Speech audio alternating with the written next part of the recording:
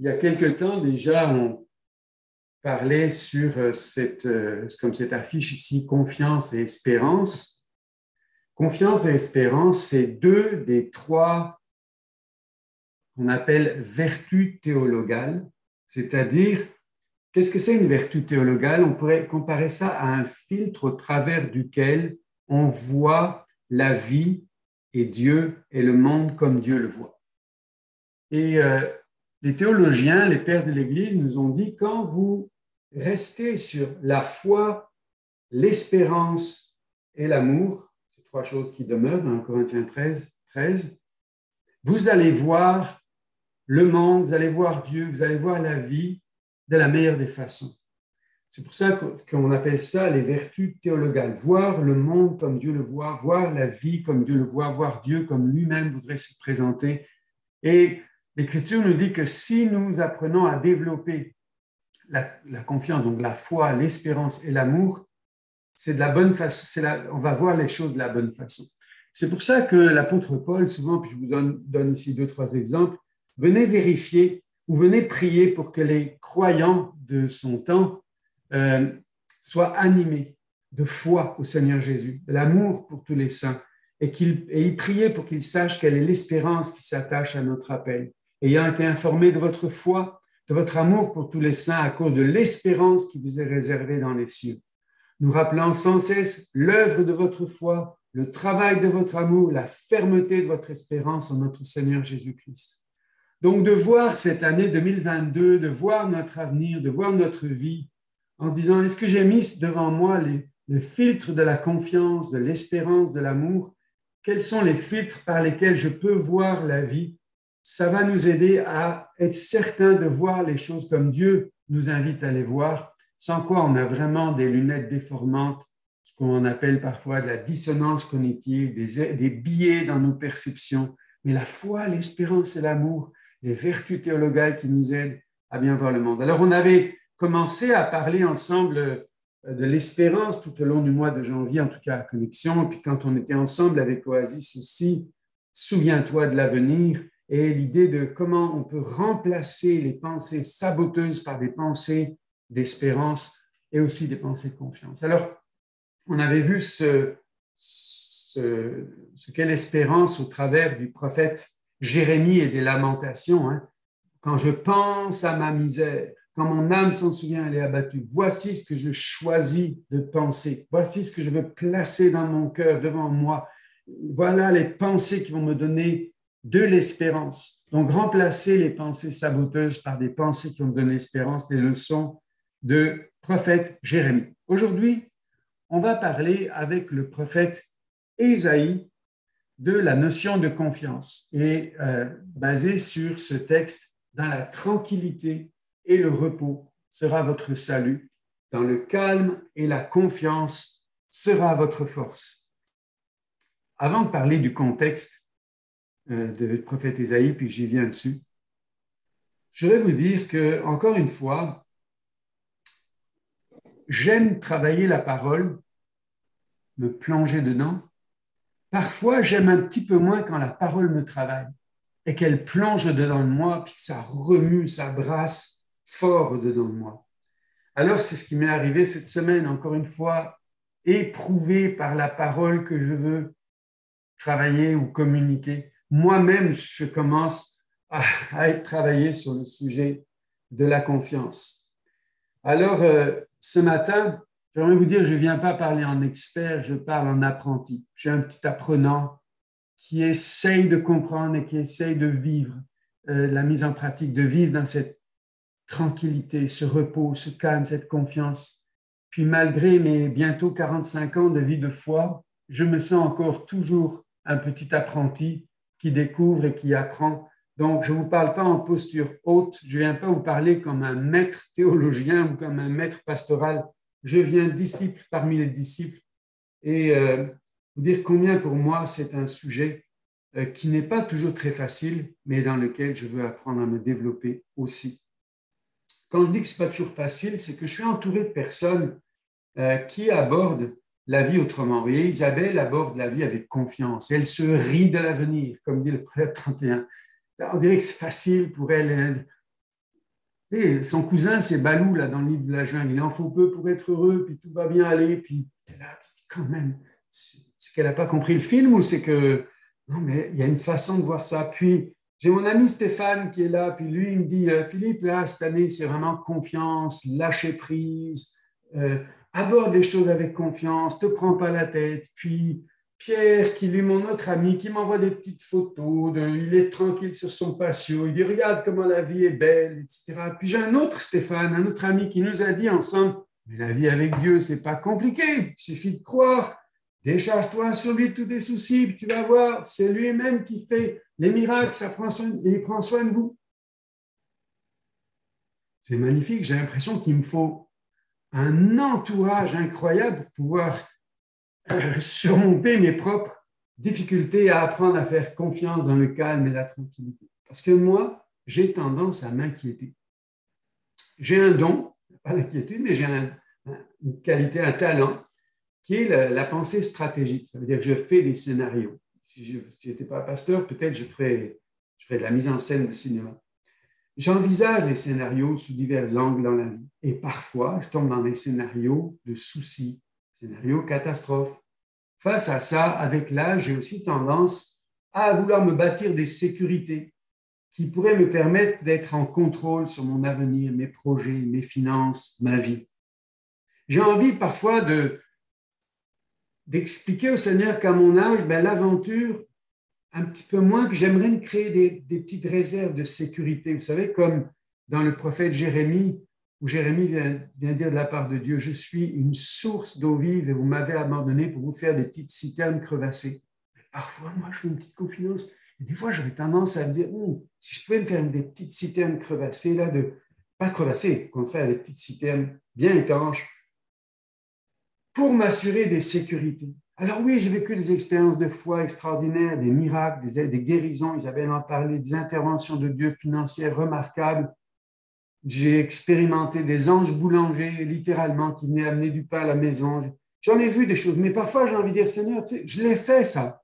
Maintenant, étant un homme d'expérience, si je pouvais avoir un tout petit peu moins d'aventure et plus de sécurité, surtout quand je viens de commencer une classe de co-développement, puis j'ai avec moi dans ma cohorte des directeurs pédagogiques de HEC Montréal. J'ai des gens dans la situation près de mon âge, d'autres un peu plus jeunes, mais des gens dans les affaires, des gens qui, puis je trouve qu'ils vivent une sécurité financière et autres. Et moi, j'ai envie de dire, pourquoi moi, je n'ai pas ça?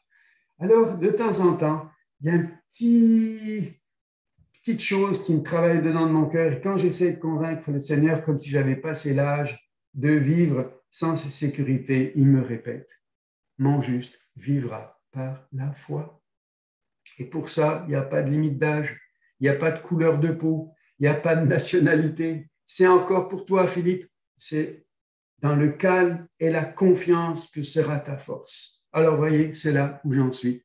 Et dans le prophète Ésaïe, ils sont eux aussi, dans ce temps-là, le peuple d'Israël est pris dans une tension entre l'obligation de marcher avec Dieu et le désir d'aller en Égypte chercher du secours. Ésaïe 30 commence par malheur à ceux qui vont en Égypte pour chercher du secours. Et puis, ils sont avec Dieu en disant, ce peuple me mord des lèvres, mais son cœur est éloigné de moi. Vous avez une foi tellement superficielle. Vous dites au prophète, s'il te plaît, donne-moi juste un petit mot positif, là, un petit boost d'optimisme qui fait que je suis rassuré pour continuer dans mes voies.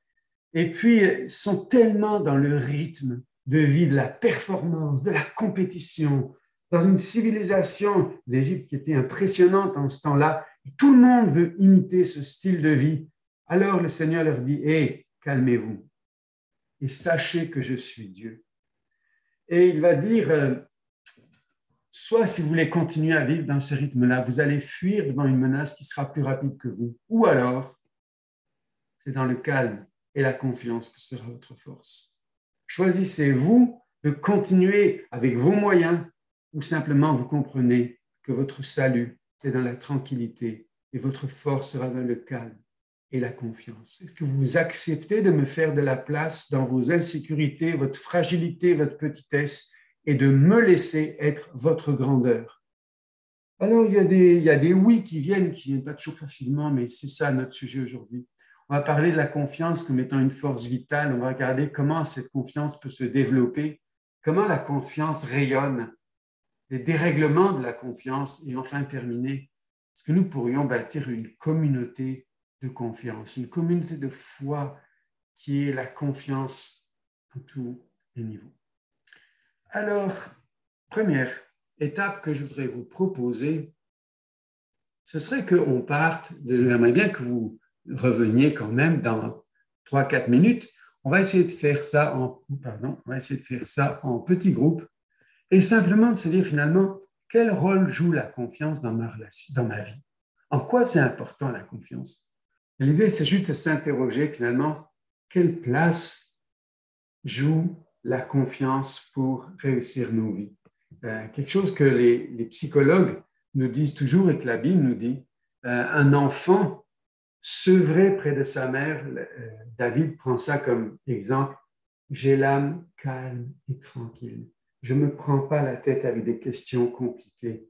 Et l'enfant a juste besoin de vivre dans la sécurité de quelqu'un qui va créer avec lui un lien de confiance et qui, dans la vie, va même aller plus loin pour insuffler la confiance en lui-même.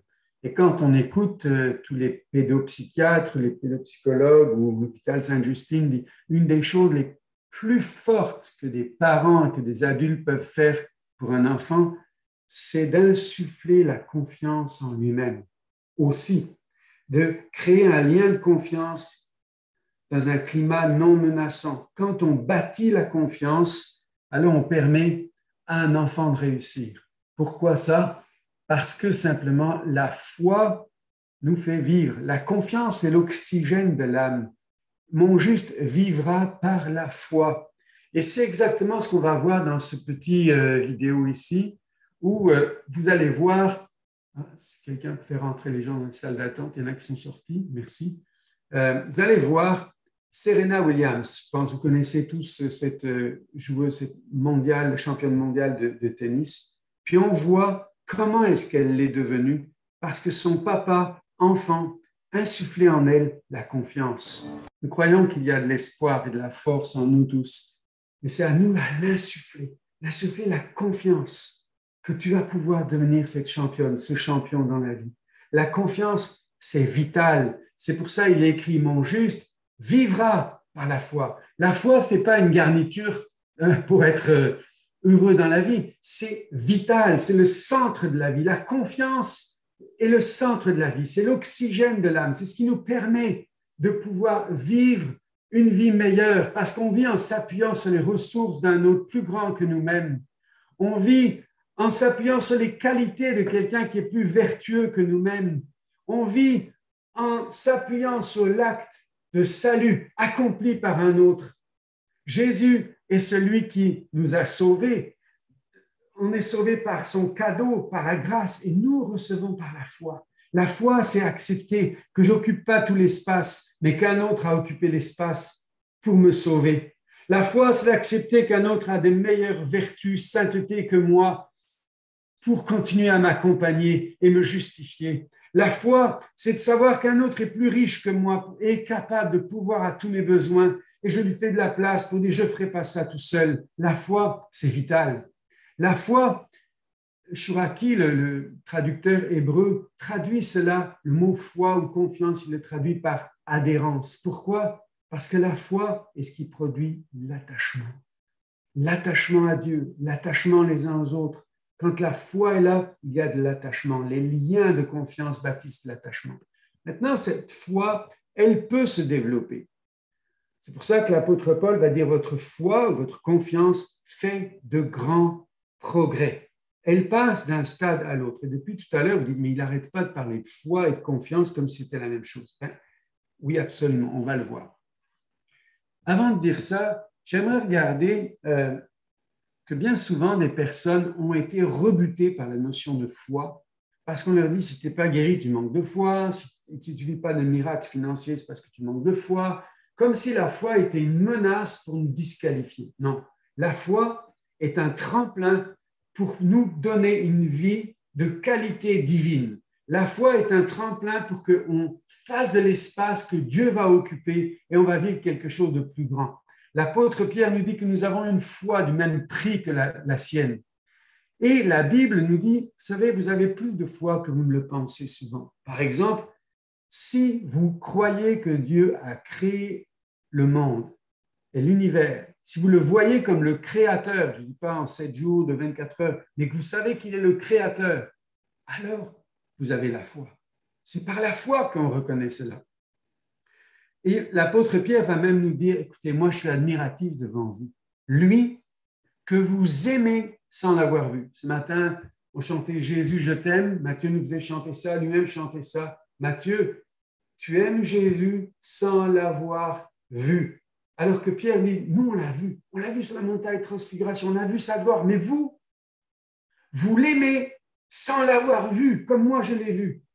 Et en plus, vous croyez sans le voir encore. Vous traversez toute votre vie avec de temps en temps des petits sens qu'il est là. Et vous savez vous réjouir d'une joie glorieuse, l'espérance qui vous est réservée dans les cieux. Chapeau bas, nous dit l'apôtre Pierre. Alors écoutez, si c'est Pierre qui vous dit que vous avez la foi et que c'est une foi que lui-même admire, parce que lui n'avait pas la foi sans l'avoir vu, alors que vous avez la foi sans l'avoir vu, vous croyez sans le voir encore, vous réjouissant d'une joie glorieuse, acceptez que vous avez la foi. Quand nous parlons de foi ou de confiance, dans le Nouveau Testament grec, c'est un seul mot, le mot pistis. Le mot pistis nous parle de fidélité, confiance ou foi active.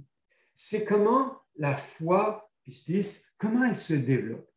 On entend souvent un nouveau croyant nous dire toutes les fois où, quand j'étais nouveau dans la foi, il dit ça, tout ce que je demandais était exaucé et aujourd'hui, c'est plus pareil. C'est comme si au départ, Dieu démontre tellement sa fidélité que tu as l'impression qu'il t'exauce comme tellement facile. Ah, il est fidèle, il est fidèle, il est fidèle. Puis un jour, il va te dire, je suis tellement fidèle, maintenant tu sais que je suis fidèle. Alors si j'attends un petit peu plus longtemps, tu es capable de me faire confiance, même si ça prend un peu plus de temps, si ce n'est pas juste, tu claques des doigts et je réponds, je te fais attendre. Ou je ne vais pas répondre de la manière dont tu attends. Si tu es capable, non juste vivre par pistis, par la foi qui a mûri un peu. Et quand tu as expérimenté que toutes les fois où tu as vu la fidélité de Dieu, maintenant tu es capable de lui faire confiance, que tu as une foi plus tranquille, plus paisible, que tu sais qu'il va y avoir une issue heureuse à une situation difficile, que dans toutes ces choses, nous sommes plus que vainqueurs par celui qui nous a aimés. Alors tu commences à installer la confiance. Et une fois que la confiance est là, avec le nombre d'épreuves dont le Seigneur t'a sorti, la confiance s'est développée au-dedans de toi et maintenant il attend de toi une foi active, c'est-à-dire un choix de se placer dans une situation où tu vas laisser à Dieu une possibilité d'intervenir miraculeusement, sans quoi ça ne pourra pas le faire, sans quoi ta vie ne pourra pas continuer. Et c'est cette foi risquée qu'Abraham avait, sans faiblir dans la foi. Il ne considéra pas que son corps était déjà usé. Il avait 100 ans, Sarah pratiquement. Il ne douta pas au sujet de la promesse de Dieu. Il a été fortifié par la foi en donnant gloire à Dieu et en la pleine conviction que ce qu'il promet, il peut l'accomplir. Ici, Abraham est dans une foi active, une foi risquée. C'est tellement précieux ce type de foi-là. Et vous savez, la foi, ce n'est pas essayer de se crisper en disant « je crois ». À force de crier « je crois », tu peux ressembler à un corbeau, mais pas à quelqu'un qui a la foi. La foi, ce n'est pas se forcer à croire en se crispant, en se créant des tensions, en se répétant 25 fois dans sa tête « je crois ».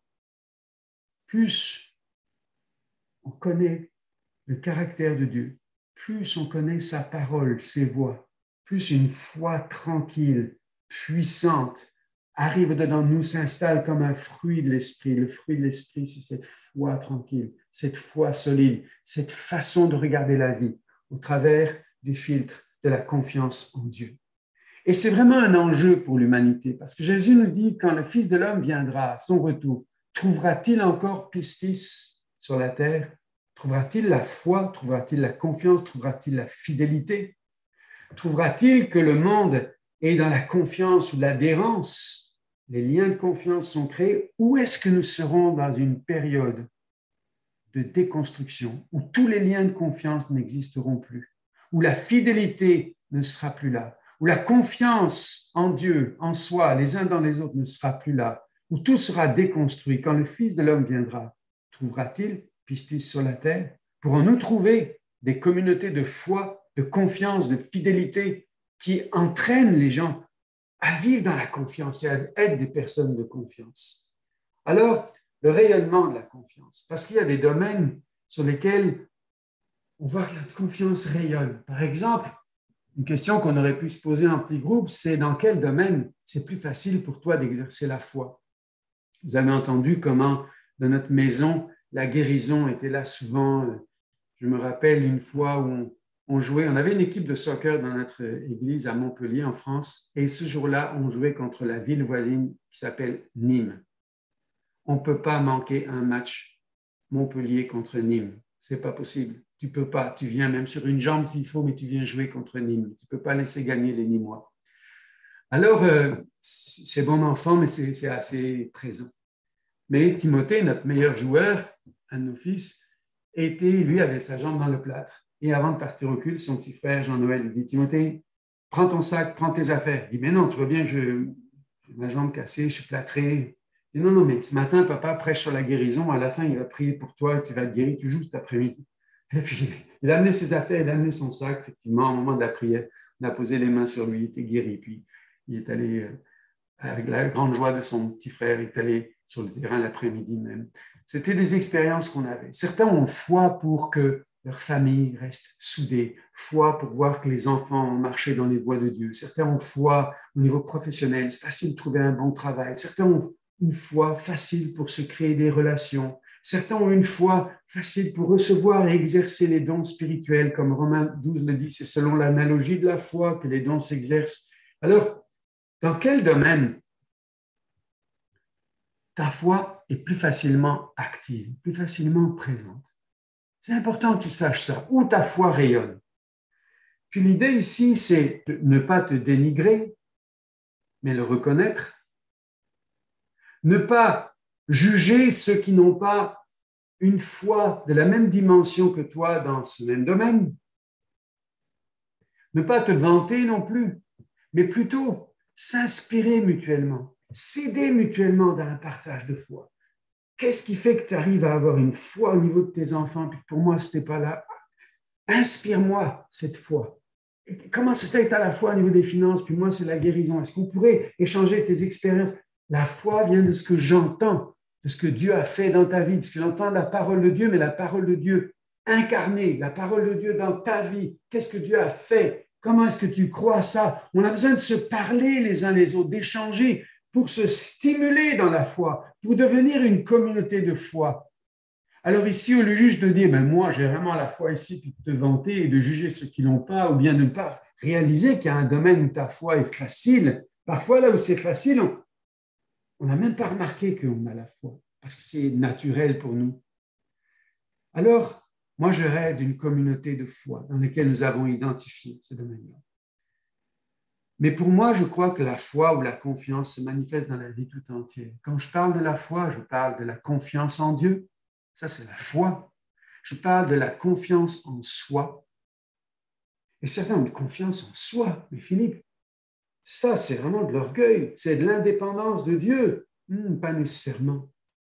C'est une façon de reconnaître que Dieu m'a donné ce qu'il faut pour accomplir ma mission de vie, pour accomplir ce que nous, on appelle ma destinée. Si je dis mission de vie, des fois, dans les milieux chrétiens, on est gêné, on préfère le mot destinée, si vous voulez. Pour accomplir la vision qu'il m'a donnée, assumer mes responsabilités. 1 Corinthiens 15, 10, Paul nous dit, par la grâce de Dieu, je suis ce que je suis, et sa grâce envers moi n'a pas été vaine. C'est pourquoi j'ai accompli ma mission. Jean-Baptiste va reconnaître le rôle qu'il remplit dans la pensée de Dieu. Moi, je suis la voix de celui qui crie dans le désert. Ce n'est pas de l'orgueil, c'est juste avoir conscience de qui il est. Du coup, il a confiance en lui-même. C'est 1 Chronique 14, verset 2, où David reconnut que le Seigneur l'avait établi comme roi sur Israël. Et dès lors, ses ennemis se sont dispersés devant lui. Pourquoi? La confiance en lui a augmenté. De la même façon qu'on a besoin de confiance en Dieu, aucun d'entre nous ne pourra accomplir sa mission, ne pourra libérer tout son potentiel en action s'il n'a pas confiance en lui. D'où l'importance pour nous de générer de la confiance en soi les uns chez les autres. En ce moment, mon ami Stéphane m'envoie des petits messages WhatsApp et je lui disais il n'y a pas longtemps, tu es en train de bâtir la confiance en moi, l'estime de moi-même, en train de faire ça. Et c'est à ça aussi que sert une communauté chrétienne. Mais aussi la confiance dans les autres. S'il n'y a pas confiance, les relations ne sont pas possibles. Et donc, on a besoin de devenir une communauté de foi, une communauté de confiance, d'aborder la vie avec confiance en Dieu, en soi, les uns dans les autres. Parce que la confiance les uns dans les autres, dans les relations qui ont été brisées, où la confiance a été heurtée, ça peut créer de la méfiance ou de la défiance. Définition très simple, la confiance, c'est ma porte est ouverte dans la relation. La méfiance, c'est ma porte est entrouverte. La défiance, c'est ma porte est fermée. Il n'y a plus rien. Je suis complètement fermé parce que je n'ai plus du tout confiance dans les autres. Et comment faire pour s'aimer les uns les autres, qui, semble-t-il, soit un commandement central du Nouveau Testament, le commandement nouveau de Jésus, s'il n'y a pas la confiance les uns dans les autres. Donc, c'est quelque chose qu'on a besoin de bâtir. Suis-je une personne de confiance? Très bonne question à se poser. Suis-je une personne de confiance? Ça veut dire, est-ce que j'ai de la congruence? Autrement dit, version québécoise, est-ce que mes bottines suivent mes babines? Est-ce que je fais ce que je dis? Dire ce que je fais, faire ce que je dis, c'est ça, augmenter la grande confiance en soi et d'inspirer la confiance chez les autres. Mais aussi, est-ce que je suis un libérateur de confiance chez les autres? Est-ce que quand on me côtoie, la personne perd en confiance en elle, confiance en la vie, ou est-ce que je libère la confiance chez l'autre? Je libère donc son potentiel, ses possibilités. Ça, c'est tellement important de faire rayonner. Faisons rayonner la confiance. Avant d'arriver au dernier point, on va parler du dérèglement de la confiance, c'est-à-dire de la mauvaise foi. Parce que malheureusement, ça existe. Il y a une bonne foi, mais il y a aussi une mauvaise foi. Et on va regarder quelques-uns de ces aspects quand la foi tourne au vinaigre, quand la foi tourne mal. Parce que autant la foi est vitale, autant la mauvaise foi est un poison. Elle est mortelle. Mon juste vivra par la foi, mais la mauvaise foi tue. Elle tue. Elle tue. Et il y a des âmes mortes. Peut-être le corps vit encore, peut-être la personne marche encore, mais elle a perdu foi en Dieu. Elle a perdu foi en elle-même. Elle a perdu foi que les relations sont possibles. La mort habite son âme. C'est quoi ces dérèglements de la confiance, la mauvaise foi? On peut citer la foi hypocrite. Ce peuple m'honore des lèvres, mais son cœur est éloigné de moi. Où Jésus va dire aux pharisiens, vous êtes comme ces tombeaux. À l'extérieur, vous semblez tout beau et à l'intérieur, c'est rempli de mort. Quand il y a cette hypocrisie où c'est la foi basée sur les apparences, la foi dans laquelle on veut juste assurer que dans ce qu'on peut apercevoir de moi, ça va passer. Et ça, c'est une mauvaise foi. Et le premier reproche que le monde fait souvent aux chrétiens, c'est l'hypocrisie. C'est à notre grande honte. Et on a le défi et l'enjeu de bâtir des communautés de foi authentiques. La foi dissonante. C'est l'apôtre Paul qui nous dit quand quelqu'un perd une bonne conscience, il fait naufrage dans la foi. C'est-à-dire que c'est comme si il dit ce qu'il croit, mais de l'autre côté, sa conscience est en train de dire attention, tu es en train de te condamner dans ce que tu approuves. Il y a une implosion à l'intérieur. Quand tu perds une bonne conscience et que tu n'arrêtes pas de proclamer ta foi malgré ça, alors tu es en danger. Combat le bon combat en gardant la foi et une bonne conscience. Cette conscience, quelques-uns l'ont perdue. Ils ont fait naufrage dans la foi. La foi, l'apôtre Jacques est tellement fort dans ses déclarations que je n'ai pas osé marquer ça en caractère gras au début, je l'ai marqué après. Jacques aurait appelé ça la foi des démons. Pourquoi? Croyant, pas pratiquant. Il va nous dire ceci. Tu crois qu'il y a un seul Dieu? Oui, les démons aussi, et ils tremblent. C'est-à-dire quand la foi est juste une croyance, mais que ça n'a aucune incidence sur ta vie, que ta vie n'est pas alignée avec ce que tu crois, ça ne change pas le cours de ta vie, alors s'il y a ici cette croyant, mais non pratiquant, qu'il n'y a pas une vie alignée avec ta foi, elle me dit ça, c'est mauvaise foi, la foi des démons. La foi fanatique. La foi fanatique, c'est Saul de Tarse, celui qui est venu ensuite l'apôtre Paul. Il avait une telle foi que tous ceux qui n'allaient pas obéir à son expression de la foi, il les persécutait. C'est ce qu'on appelle les agnostiques religieux. Agnostique, ça veut dire on ne peut pas savoir qui est Dieu. Pourquoi religieux? Parce qu'ils disent, mais on peut savoir ses commandements. Donc, on ne va pas avoir une relation avec un Dieu qu'on ne connaît pas, mais on va respecter ses commandements. Et ça fait une espèce de foi extrêmement moraliste, extrêmement rigoureuse, très coupante, très lourde. C'est la foi des fanatiques. C'est la foi de ceux qui sont capables de se disputer, de frapper, d'emprisonner au nom des commandements de Dieu. Ceux qui sont capables, comme Caïn, d'en vouloir à leurs frères parce que eux ont perdu leur relation avec Dieu. Par contre, ils disent, nous, on honore les commandements. La foi fanatique, mauvaise foi. Combien de gens ont quitté le monde des églises parce qu'ils ont vu des foi hypocrites, des foi dissonantes, des foi fanatiques ou des foi démoniaques. Il n'y a pas que ça. Il y a aussi la foi que les Français appelleraient bankable, c'est-à-dire quand la foi devient une monnaie. Puisque je crois, Dieu doit répondre à ce que je crois. La foi devient une monnaie et dans ce cas-là, tout est marchandé, les guérisons, etc., comme avec le commerce des indulgences au Moyen-Âge.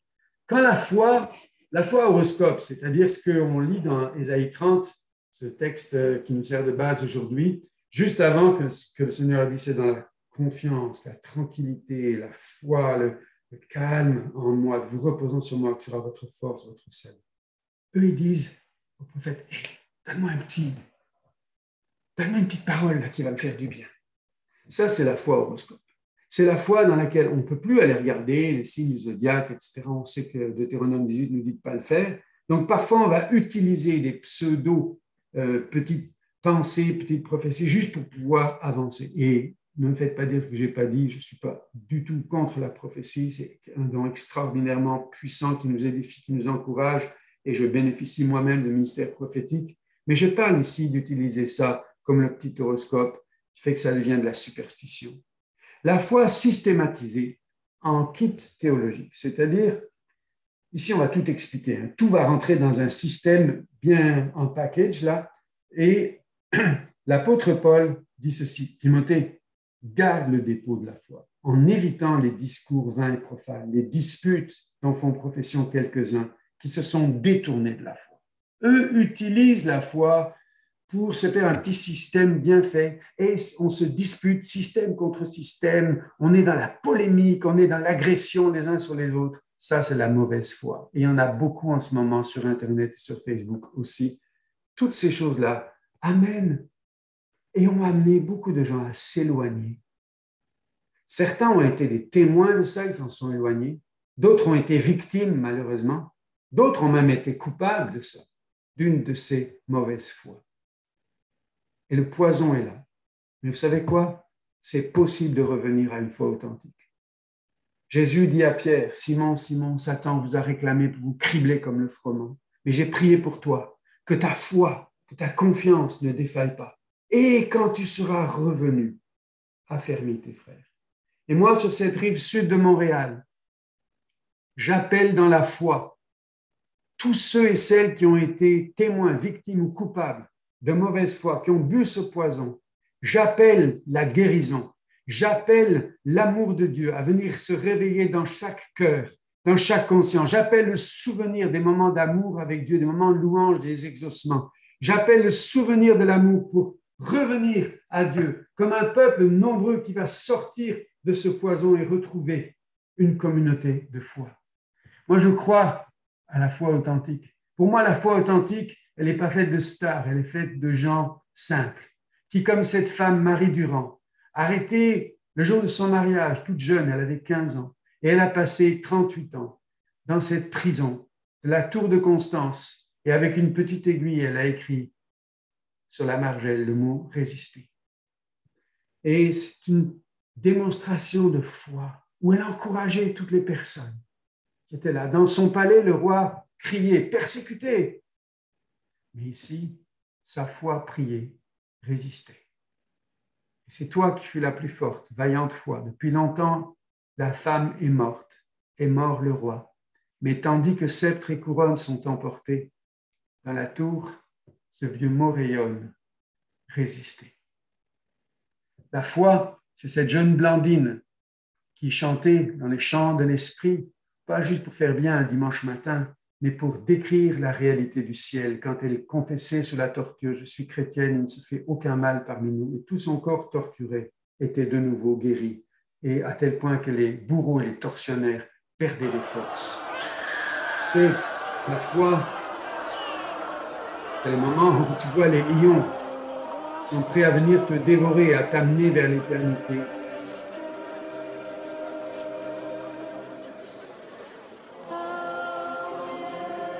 C'est le moment où tu chantes ce chant qui relie ton cœur au ciel, à la confiance que Dieu va t'entourer, traverser l'épreuve quelle qu'elle soit.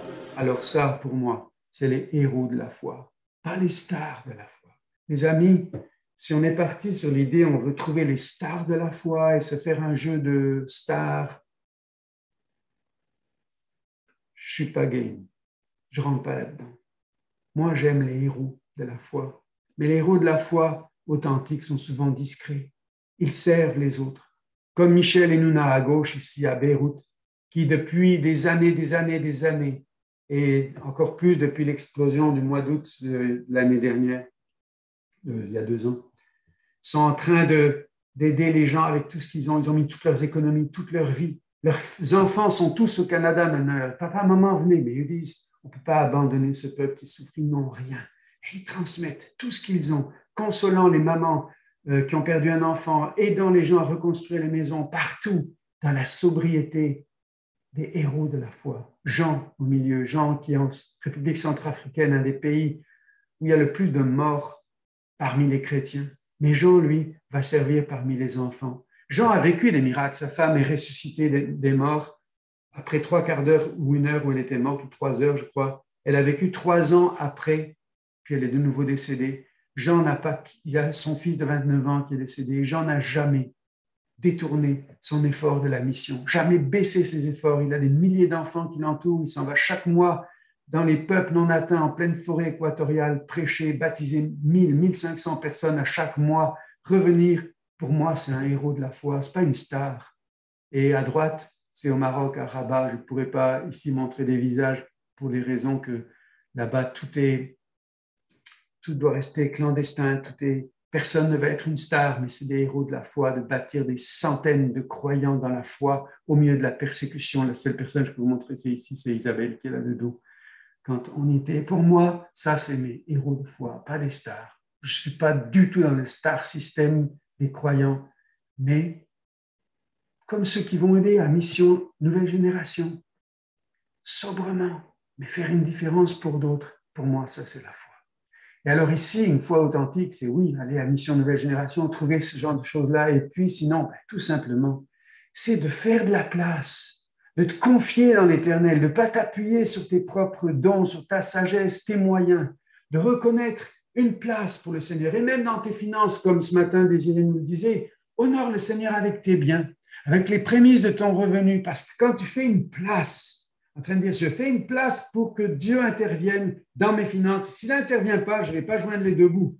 Mais quand tu fais ça, Dieu dit, c'est ça la foi ici, c'est d'accepter de laisser un espace pour l'intervention de Dieu. Mon juste vivra par la foi. C'est possible, tu n'as pas besoin d'être au Liban ou au Centrafrique ou au Maroc ou en Afghanistan. C'est possible ici de laisser un espace à Dieu dans la foi. Alors pour terminer, en disant que ce sont ceux qui sont pauvres en esprit qui vont laisser l'espace à Dieu. Pour terminer, devenir une communauté de foi authentique. C'est ça mon rêve. Et si nous continuons ensemble les uns avec les autres, c'est ça mon rêve, c'est que nous devenions une communauté de foi, une communauté de confiance. Et pour ça, je vais rappeler quelque chose que je partageais à Connexion lors de ma dernière prédication il y a 2 ou 3 semaines. Pour ça, nous avons besoin d'apprendre à cesser d'être opposés, cesser d'être des opposants, mais devenir des personnes qui vont apposer les choses. Quelle est la différence entre opposer et apposer? Opposer, c'est qu'on vient toujours avec des points de vue différents et on est dans le conflit. Apposer, c'est qu'on va poser l'un à côté de l'autre notre point de vue et on va apprendre à se respecter, à les mettre ensemble et à trouver un chemin de confiance et de dialogue. Les opposés sont des gens biaisés qui pointent du doigt les biais des autres. Vous les lisez sur Internet et on vit une époque de polarisation extrême.